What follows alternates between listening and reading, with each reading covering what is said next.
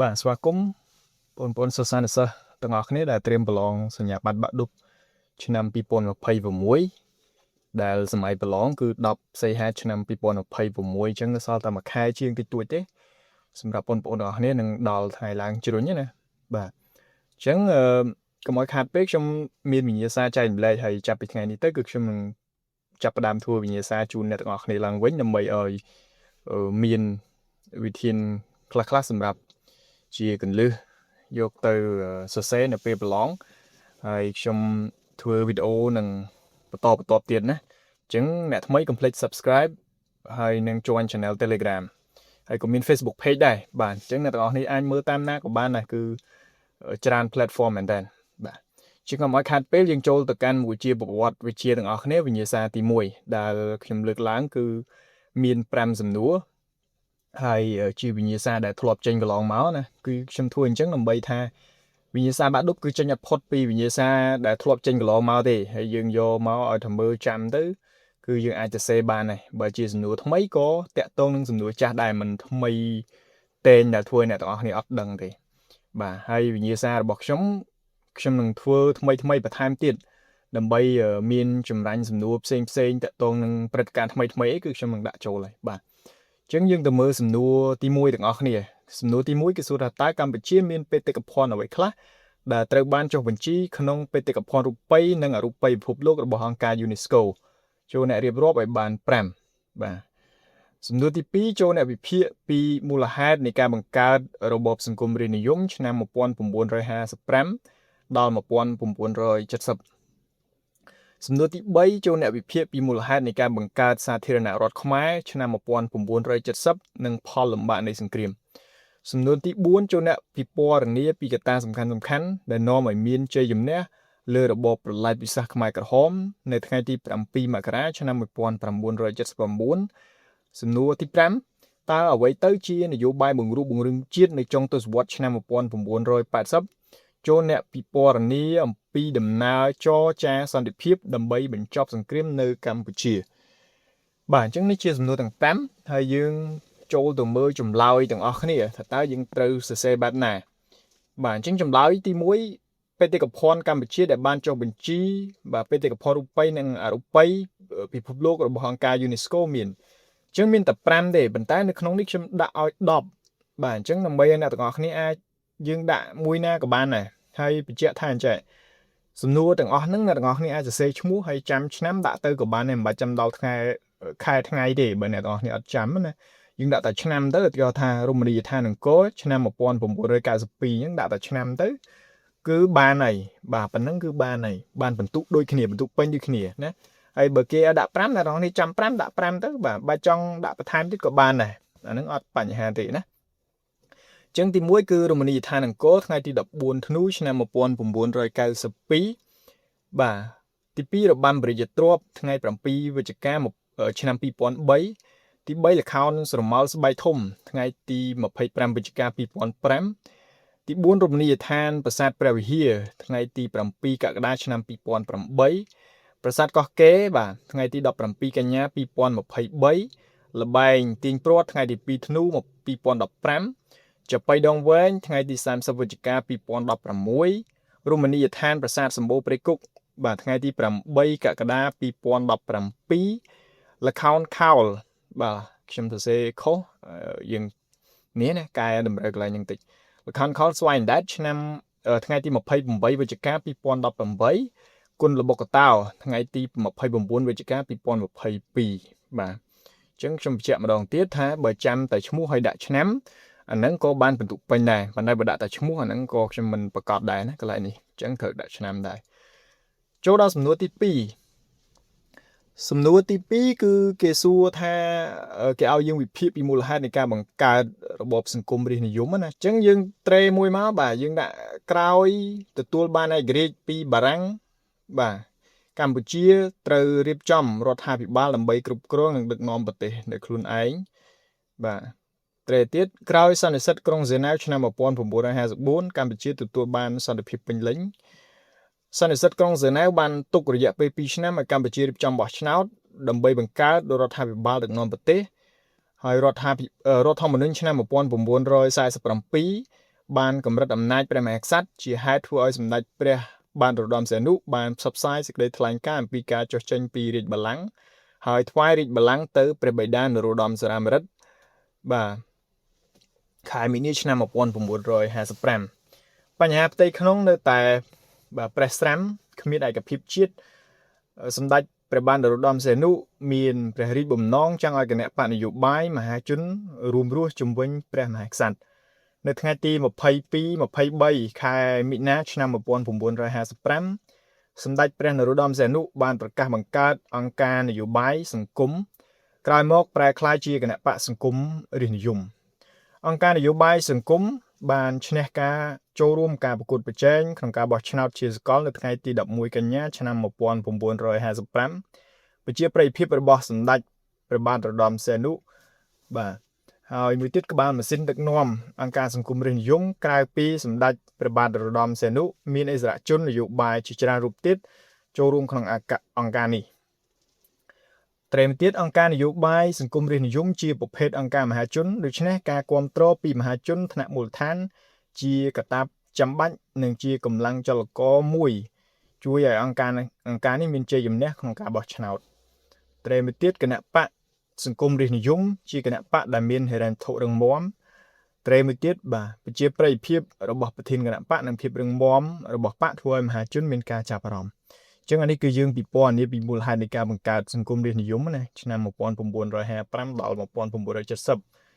បាទចឹងមានប៉ុណ្ណឹងណាចូលដល់សំណួរទី3បាទគេឲ្យយើងវិភាគពីមូលហេតុនៃការបង្កើតសាធារណរដ្ឋខ្មែរនៅឆ្នាំ1970និងផលលំបាកនៃសង្គ្រាមចឹងរបបសាធារណរដ្ឋខ្មែរអ្នកនរគ្នាដឹងហើយគឺដឹកនាំដោយលោកសេនាប្រមុខលន់ នល់ដែលធ្វើរដ្ឋប្រហារទម្លាក់សម្ដេចនរោត្តមសីហនុហើយឆ្នាំគឺ1970ដល់1975ណានឹងគឺជារបបសាធារណរដ្ឋខ្មែរអញ្ចឹងបើគេឲ្យយើងវិភាគពីមូលហេតុអញ្ចឹងគឺយើងត្រូវដាក់ចំណុចបាទសរសេរនៅក្នុងกระดาษប្រឡងអ្នកទាំងអស់គ្នាដាក់អញ្ចឹងបានណាដាក់កមកមូលហេតុនៃការបង្កើតហេតុអីបានគេត្រូវបង្កើតអញ្ចឹងយើងបូក1បាទមូលហេតុបាននយោបាយត្រូវមួយមកអត្តពលសង្គមត្រជាក់បានធ្វើឲ្យមេដឹកនាំខ្មែរមាននិន្នាការនយោបាយខុសគ្នាបាទខុសគ្នាហ្នឹងគឺមានកុម្មុយនីសមានសេរីអញ្ចឹងទៅកុម្មុយនីសទៅចិនរុស្ស៊ីហើយសេរីទៅសហរដ្ឋអាមេរិកអីអញ្ចឹងទៅណាត្រេទី2សម្ដេចព្រះបាទនរោត្តមសីហនុប្រកាន់នៅនយោបាយប្រជាក្រិតមិនលំអៀងទៅរកកុម្មុយនីសឬសេរីបាទប៉ុន្តែក្រោយមកគឺអត់អញ្ចឹងទេណានយោបាយប្រជាក្រិតហ្នឹងគឺមានការលូកលាំពីប្រទេសដទៃបាទត្រេទី3អធិពលសម្ដេចព្រះបាទនរោត្តមសីហនុចុះខ្សោយដោយសារវិបត្តិសេដ្ឋកិច្ចនៅកម្ពុជាត្រេទី4ការជ្រៀតជ្រែកពីសំណាក់ប្រទេសមហាអំណាចប្លុកសេរីនិងកុម្មុយនីសបាទនេះការជ្រៀតជ្រែកនឹងឯងដែលធ្វើឲ្យបញ្ហានយោបាយនៅកម្ពុជាចាប់ផ្ដើមមានវិបត្តិផ្ទៃក្នុងណាបាទអញ្ចឹងខាងក្រោមហ្នឹងគឺដាក់នេះវិបត្តិផ្ទៃក្នុងរដ្ឋាភិបាលនៅចុងឆ្នាំ1969មន្ត្រីជាន់ខ្ពស់មួយចំនួនបានចាប់ផ្ដើមខុបខិតធ្វើផែនការក្បត់នឹងសម្ដេចព្រះបាទនរោត្តមសីហនុបាទសេដ្ឋកិច្ចស្ថានភាពសេដ្ឋកិច្ចប្រទេសកម្ពុជាបាទត្រេហ្នឹងហើយស្ថានភាពសេដ្ឋកិច្ចប្រទេសកម្ពុជាមុនព្រឹត្តិការណ៍ថ្ងៃទី18មីនាឆ្នាំ1970មានការរាំងស្ទះដោយការគ្រប់គ្រងឧស្សាហកម្មមិនបានល្អកសិកម្មជួបវិបត្តិនិងការរត់ពន្ធខុសច្បាប់ត្រេទី2គឺបរាជ័យនយោបាយជាតុបនីយកម្មបាទឥឡូវដល់បញ្ហាសង្គមគឺបញ្ហាអំពើពុករលួយត្រេទី1ត្រេទី2ការបែកបាក់សាមគ្គីជាតិត្រេទី3នៅដើមឆ្នាំ1970កងកម្លាំងខ្មែរក្រហមបានបង្កអសន្តិសុខនិងកាន់កាប់ទឹកដីបាទស្មើ15លើទឹកដីកម្ពុជាទាំងមូល 15% ដែលនាំឲ្យមានការបែកបាក់សាមគ្គីជាតិត្រេទី4រដ្ឋប្រហារថ្ងៃទី18មីនាឆ្នាំ1970ដោយលោកលន់ នល់និងព្រះអង្គម្ចាស់សិរិមតៈបាទសិរិមតៈហើយអានឹងជាមូលហេតុនៃការបង្កើតឥឡូវយើងដល់ផលវិបាកនៃសង្គ្រាមវិញផលវិបាកនៃសង្គ្រាមវាប៉ះពាល់ហើយអត់តែសង្គ្រាមណាអញ្ចឹងយើងបូកមួយហើយយើងត្រេដូចឥឡូវអញ្ចឹងបូកមួយវិស័យនយោបាយប៉ះពាល់យ៉ាងម៉េចប្រទេសជាតិត្រូវអាប់អោនកិត្តិយសគេឈ្មោះកិត្តិយសភាពលេខអន្តរជាតិដែលសម័យសង្គមរាស្ត្រនិយមហ្នឹងគឺល្បីខ្ទោខ្ទាមែនតើដែលប្រទេសកម្ពុជាជាកោះសន្តិភាពណាហើយមានការវិវត្តលឿនត្រេទី2អស្ថិរភាពនយោបាយដោយសង្គ្រាមស៊ីវិលបានបង្កវិនាសកម្មស្ទើរគ្រប់វិស័យត្រេទី3ផ្ដល់ឱកាសដល់ពួកខ្មែរក្រហមឲ្យឡើងកាន់អំណាចនៅឆ្នាំ1975ហ្នឹងឯង ណានេះជាផលវិបាកផ្នែកនយោបាយយើងមើលបូកមួយទៀតបាទផ្នែកសេដ្ឋកិច្ចត្រីមួយមកដីស្រែចម្ការត្រូវបោះបង់ចោលខ្លាយជាចម្ការមីនបាទចម្ការក្របបែកត្រីទី2រោងចក្រសហគ្រាស 75% ត្រូវបានបំផ្លិចបំផ្លាញត្រីទី3ចម្ការកស៊ូត្រូវបោះបង់ចោលហេដ្ឋារចនាសម្ព័ន្ធផ្លូវថ្នល់ស្ពានរងការបំផ្លិចបំផ្លាញត្រីទី4ត្រីទី5បាទត្រីទី4ហេដ្ឋារចនាសម្ព័ន្ធត្រីទី5សេដ្ឋកិច្ចជាតិធ្លាក់ចុះនិងមានអតិផរណាប្រាក់រៀលអញ្ចឹងអតិផរណាដឹងហើយប្រាក់ចុះថោកតម្លៃទំនិញអីឡើងថ្លៃអាហ្នឹងហើយគេហៅថាអតិផរណាបាទផលវិបាកផ្នែកសង្គមត្រីមួយមកសង្គ្រាមបានសម្លាប់ជីវិតមនុស្សជាង1លាននាក់ត្រីទី2បន្សល់ទុកនៅស្ត្រីមេម៉ាយចាស់ជរាក្មេងកំព្រាជនពិការត្រីទី3ប្រជាជនភៀសខ្លួនពីជនបទចូលមកទីក្រុងដោយរស់នៅដោយរងទុក្ខវេទនាត្រីទី4អំពើពុករលួយភាពអយុត្តិធម៌អនាធិបតេយ្យទូទាំងប្រទេសត្រីចុងក្រោយបំផ្លាញធនធានមនុស្សគ្រឹះស្ថានសិក្សាវត្តអារាមជាដើមឡើយបាទអញ្ចឹងទាំងអស់នេះគឺជាផលវិបាកនៃសង្គ្រាមនឹងឯងណានៅកំឡុងឆ្នាំ70ដល់75បាទអញ្ចឹងយើងចូលដល់សំណួរទី4បាទសំណួរទី4គេឲ្យនិយាយពីកត្តាសំខាន់ដែលនាំឲ្យជ័យជំនះលើរបបបល្ល័ង្កពិសាសនៅថ្ងៃទី7មករាឆ្នាំ79យើងសំណួរនេះគឺយើងឆ្លើយខ្លីៗទេយើងត្រេយកតែម្ដងណាត្រីទី1ចាប់ពីឆ្នាំ1976ដល់1978ប្រជាជនបានងើបឡើងប្រឆាំងលែងគ្រប់គ្រងរបបកម្ពុជាប្រជាធិបតេយ្យដោយសារតែបាទមានការ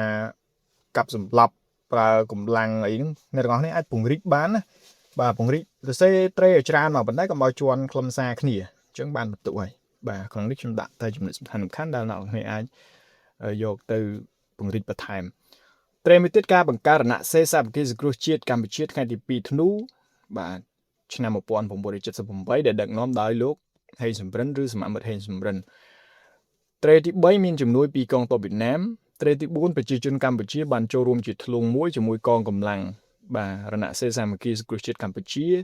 ដើម្បីរំដោះប្រទេសត្រីចុងក្រោយគឺក្នុងរយៈពេលតែបាទ3សប្តាហ៍កងទ័ពបាទរណសិរ្សសាមគ្គីសង្គ្រោះជាតិកម្ពុជានិងកងទ័ពរំដោះប្រជាជនបានរំដោះស្ទើរទាំងស្រុងនៅថ្ងៃទី7មករាឆ្នាំ1979ប្រជាជនខ្មែរបានរួចផុតបាទពីរបបបល្ល័ង្កពិសាសខ្មែរក្រហមអញ្ចឹងប៉ុណ្ណឹងហើយបញ្ជាក់បន្ថែមណាបងប្អូនអាចពង្រីកត្រេគំនិតខ្លួនឯងបន្ថែមបានណាបាទមិនមែនខ្ញុំដាក់អីដាក់ប៉ុណ្ណឹងទេប៉ុន្តែបើចាំប៉ុណ្ណឹងដាក់ប៉ុណ្ណឹងបាទនេះអត់មានបញ្ហាទេអ្នកនរគ្នាអាចបាទដាក់ទៅណាយើងមើលសំណួរទី5ដែលជាសំណួរចុងក្រោយអញ្ចឹងនៅក្នុងសំណួរប្រវត្តិវិទ្យាភាគច្រើនខ្ញុំមើលតែសំណួរទី5ភាគច្រើនគឺជាសំណួរដែលអាចថាយើងត្រូវឆ្លើយវែងហើយក៏បានបន្ទុកច្រើនដែរអាហ្នឹងតាមខ្ញុំមើលជាក់ស្ដែងណាគឺបែបហ្នឹងមែនសំណួរទី5ដែលគេឲ្យនិយាយពីនយោបាយបង្រួមជាតិនៅចុងទសវត្សរ៍ឆ្នាំ1980និងដំណើរចរចារកសន្តិភាពដើម្បីបញ្ចប់សង្គ្រាមស៊ីវិលនៅកម្ពុជាហើយយើងដឹងហើយថាប្រទេសកម្ពុជាយើងដែលបានសន្តិភាពពេញលេញគឺនៅចុងឆ្នាំ1998បាទនៅឆ្នាំ1998គឺលែងមានសង្គ្រាមស៊ីវិលបាញ់គ្នារពេះរប៉ោះនៅតាមព្រំដែននេះគឺលែងមានហើយដោយយើងដឹងថាមាននយោបាយឈ្នះរបស់សម្ដេចតេជោ ហ៊ុនសែននៅពេលនោះដែលធ្វើឲ្យមានបាទសុខសន្តិភាពពេញលេញនៅឆ្នាំ1998រហូតមកដល់ពេលបច្ចុប្បន្ននេះឯងណាហើយអាហ្នឹងក៏មានសំណួរជាច្រើនទៀតដែលពាក់ព័ន្ធនឹងប្រវត្តិដែរបាទអ្នកទាំងអស់គ្នាត្រូវដឹងបាទណាឥឡូវយើងត្រឡប់មកសំណួរយើងវិញបាទដើម្បីបញ្ចប់សង្គ្រាមនេះនយោបាយបង្រួមនេះបាទអញ្ចឹងយើងបូកមួយយើងនិយាយអំពីនយោបាយបង្រួមជាតិនៅចុងទសវត្សរ៍ឆ្នាំ1980គឺជានយោបាយដែលមានបំណងបាទរួមដើម្បីបញ្ចប់ចំនួនដោយសន្តិវិធីដើម្បីសម្រេចឡើងនៅការបង្រួមជាតិនៅកម្ពុជានៃសាធារណរដ្ឋប្រជាមានិតកម្ពុជាហើយយើងសរសេរជាតក៏បានដាក់ដូចខ្ញុំក៏បានបូកបន្តទៀតមកណាបាទនយោបាយបង្រួមជាតិហ្នឹងគឺជាអីហ្នឹងយើងឲ្យគោលយើងឲ្យនិយមន័យបាទគឺជាគោលនយោបាយនៃការផ្សះផ្សាជាតិធ្វើឲ្យមានឯកភាពជាតិជាធ្លុងមួយក្រោមការផ្ដួចផ្ដើមរបស់សម្ដេចរតនសេនុបាទសម្ដេចហ៊ុនសែនដែលនាំមកនៅការបញ្ចប់សង្គ្រាមស៊ីវិលនិងសន្តិភាព នឹងការវិវត្តជាតិពេលនេះពេលនោះណាឥឡូវយើងបងមួយទៀតយើងនិយាយពីដំណើរចរចារកសន្តិភាពដើម្បីបញ្ចប់សង្គ្រាមហ្នឹងអញ្ចឹងគឺមានច្រើនត្រេបាទអ្នកទាំងអស់គ្នាត្រូវចាំដំណើររឿងហើយយើងទៅសេជាត្រេហ្នឹងមកគឺអូខេហើយយើងអាចទទួលបានបន្ទុកពីគណៈកម្មការកំណែបាទអញ្ចឹងខ្ញុំសូមមិនរាប់ត្រេមានប៉ុន្មានត្រេណាប៉ុន្តែអ្នកទាំងអស់គ្នាអាចមើលទៅអានទៅហើយយើងយកទៅបង្កើតបន្ថែមឬក៏យកទៅសង្ខេបដើម្បីឲ្យស្រួលចាំតោះត្រេទី1សន្តិភាពកើតចេញពីអិសរាជជនមួយបង្រួមជាតិខ្មែរពីររូបគឺសម្ដេចនរោត្តមសីហនុនិងសម្ដេចហ៊ុនសែនឬក៏អាដាមហ៊ុនសែននៅពេលនោះត្រេទី2ឆ្នាំ1984សម្ដេចសីហនុទ្រង់មានព្រះរាជបំណងចង់ឲ្យមានការបង្រួមជាតិត្រេទី3បាទឆ្នាំ1985សហស្ថានភាពសភាពការនយោបាយនៅអាស៊ីអនុគ្រោះដល់ការចរចាសន្តិភាពបាទត្រេមួយទៀតនៅឆ្នាំ1000សំទោសនៅថ្ងៃទី14មករាឆ្នាំ1985បាទអាដាមហ៊ុនសែនឬសម្ដេចហ៊ុនសែនត្រូវបានជ្រើសរើសជាប្រធានក្រុមប្រឹក្សារដ្ឋមន្ត្រីនៅឆ្នាំ1987បាទជំនួបកម្ពុជារវាងសហរដ្ឋអាមេរិកនិងសហភាពសូវៀតបានធ្វើឲ្យស្ថានភាពនយោបាយនៅកម្ពុជាប្រសើរជាងមុនថ្ងៃទី2ធ្នូឆ្នាំ1987មានការជួបគ្នាលើកទី1នៅហ្វេអង់តាដឺណាប្រទេសបារាំងរវាងសម្ដេចនរោត្តមសីហនុនិងអាដាមហ៊ុនសែននៅថ្ងៃទី20មករាឆ្នាំ1988ជំនួបលើកទី2រវាងសម្ដេចសីហនុនិងអាដាមហ៊ុនសែនបានឯកភាពគ្នាទៅលើរូបភាពចាត់តាំងនៃអនាគតកម្ពុជានៅថ្ងៃទី24កក្កដា1989ជាជំនួបដែលបង្ហាញពីការចាប់យកបញ្ហារបស់ខ្មែរមកទុកក្នុងដៃខ្មែរដើម្បីដោះស្រាយហើយនៅឆ្នាំ1989ការចុះខ្សែនៃសហភាពសូវៀតអញ្ចឹងគេហៅថាពេលហ្នឹងសង្គ្រាមត្រជាក់ណាឥទ្ធិពលសង្គ្រាមត្រជាក់ហ្នឹងក៏ជះឥទ្ធិពលមកលើប្រទេសកម្ពុជាក៏ដូចជាតំបន់អាស៊ីយើងដែរត្រេមួយទៀតចាប់ពីថ្ងៃទី21ដល់26កញ្ញា1989ការដកកងទ័ពវៀតណាមចេញពីកម្ពុជាជាលើកចុងក្រោយក្រុមប្រឹក្សាជាតិជាន់ខ្ពស់ SNC បាទបានបង្កើតឡើងនៅថ្ងៃទី10កញ្ញា1990ហើយត្រេមួយទៀតសន្និសីទក្រុងតូក្យូឆ្នាំ1990ជាស្ពានតភ្ជាប់ការគាំងដំណើរនាឆ្នាំ1989ទៅកិច្ចព្រមព្រៀងសន្តិភាពទីក្រុងប៉ារីសឆ្នាំ1991ហើយថ្ងៃទី23តុលាឆ្នាំ1991នេះគឺមានកិច្ចព្រមព្រៀងសន្តិភាពទីក្រុងប៉ារីសនឹងឯងត្រេមួយទៀតខែកញ្ញាឆ្នាំ1991គឺការយាងត្រឡប់មកកម្ពុជាវិញរបស់សម្ដេចព្រះបាទនរោត្តមសីហនុថ្ងៃទី23ដល់28សភាឆ្នាំ1993មានការបោះឆ្នោតជាសកលនៅកម្ពុជាហើយត្រេចុងក្រោយគឺថ្ងៃទី24កញ្ញា1993គឺប្រកាសឲ្យប្រើរដ្ឋធម្មនុញ្ញថ្មីនៅប្រជាជាតិកម្ពុជាបាទអញ្ចឹងគឺចាប់ពីបោះឆ្នោតមកក៏មានរដ្ឋធម្មនុញ្ញហើយកម្ពុជាក៏បានមានការដឹកនាំសារជាថ្មីដែលហៅថាប្រជាជាតិកម្ពុជាទី2ណាហើយអញ្ចឹងទៅក៏មានសុខសន្តិភាពទៅបាទអញ្ចឹងយើងចប់សំណួរយើងទាំង5នៅវិញ្ញាសាទី1នេះហើយខ្ញុំនឹងធ្វើវិញ្ញាសាទី2ទី3បន្តទៀតសំខាន់អ្នកទាំងអស់គ្នាដែលដឹងថាខ្លួនឯងត្រូវធ្វើយ៉ាងម៉េចហើយណាអត់មានអីក្រៅពីខិតខំប្រឹងប្រែងរៀនសូត្រទេហើយវីដេអូដែលខ្ញុំធ្វើទៅក៏អ្នកទាំងអស់គ្នាអាចយកទៅមើលអាចយកទៅស្ដាប់បាទស្ដាប់4 10 20ដងទៅជិះម៉ូតូស្ដាប់ដាក់កាសអីស្ដាប់ទៅដល់ផ្ទះមុនរៀបគេងស្ដាប់ទៀតទៅបាទអញ្ចឹងយើងស្ដាប់ផងអានផងវាលែងអីនឹងចេះបាទនោះត្រាតែយើងឥឡូវបើយើងឧទាហរណ៍ថាយើងធ្វើអញ្ចឹងហើយយើងអត់ចេះទៀតទៅយើងត្រូវធ្វើមិនវិញបាទរឹតអត់ធ្វើរឹតតែចប់ទៀតជិតដល់ថ្ងៃប្រឡងហើយខែ8ភ្លេចមិនបើកដល់ហើយអញ្ចឹងខ្ញុំលើកទឹកចិត្តឲ្យអ្នកទាំងអស់គ្នាត្រូវតែប្រឹងប្រែងកុំយកពេលវេលារបស់ខ្លួនឯងទៅធ្វើអ្វីដែលមិនពាក់ព័ន្ធនឹងផលប្រយោជន៍របស់ខ្លួនណាឧទាហរណ៍យើងទៅជួបជុំច្រើនពេកអាហ្នឹងមិនល្អទេបាទកុំស្ដាប់តាមការញុះញង់របស់អ្នកដទៃថាស្អីប្រឡងអញ្ចឹងសោះឯងដើរលេងមួយអញទៅបាទអញ្ចឹងកុំអីពេលវេលានេះគឺជាពេលវេលាដែលយើងត្រូវខិតខំស្វ័យសិក្សាដល់ខ្លួនឯងខិតខំពង្រឹងសមត្ថភាពមិនមែនជាពេលវេលាត្រូវដើរលេងទេពេលវេលាដើរលេងអ្នកទាំងអស់គ្នាប្រឡងចប់ចង់ទៅណាទៅបាទប៉ុន្តែពេលវេលានេះដែលត្រូវយកអារម្មណ៍ទៅផ្ចង់ជាមួយនឹងការសិក្សានេះណាខិតខំធ្វើវិញ្ញាសា ខ្លួនឯងកំណត់ពេលវេលាប៉ុណ្ណឹងសំណួរ5ហ្នឹងតើអ្នកទាំងអស់គ្នាអាចធ្វើបានប៉ុន្មានភាគរយ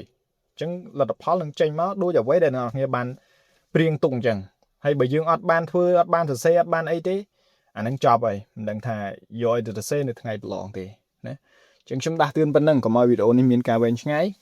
20នាទីខ្ញុំគិតថាគ្រប់គ្រាន់ហើយបើអ្នកទាំងនេះចូលចិត្តកុំភ្លេចជួយចុច like និង share ឲ្យមិត្តភ័ក្តិអ្នកទាំងអស់គ្នាផងហើយខ្ញុំមាន channel Telegram ដែរអ្នកទាំងនេះអាច join បានខ្ញុំនឹងដាក់នៅក្នុង comment ឬក៏ description ហើយបើអ្នកទាំងនេះមានចម្ងល់ចង់ឲ្យខ្ញុំធ្វើអីបន្តទៀតអាច comment បានណា like ឲ្យ comment ផ្ដល់មតិមកអញ្ចឹងខ្ញុំមិនដឹងថាអ្នកទាំងនេះចង់បានសំណួរប្រភេទម៉េចណាបាទអញ្ចឹងអរគុណយើងនឹងវិលត្រឡប់មកជួបគ្នានៅវីដេអូវិញ្ញាសាទី2ជាបន្តបាទសូមអរគុណសូមជម្រាបលា